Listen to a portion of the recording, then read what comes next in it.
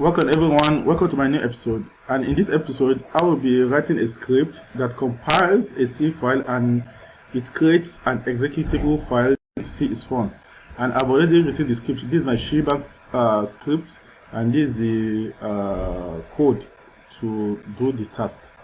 So now to confirm that, I have to export the C file equal to main.c.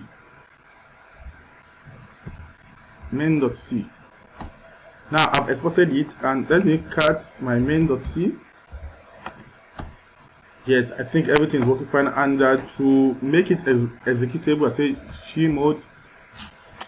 Okay, let me increase the font so that it will be bigger. And then to confirm if my output is ready, let me first clear this. And to confirm that, I have to say what? I have to say the name of the file that I'm doing is 3 name.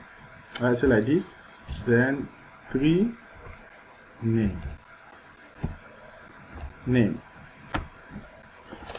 I think if I should list this, C is for, can I see C is fun here? C is fun.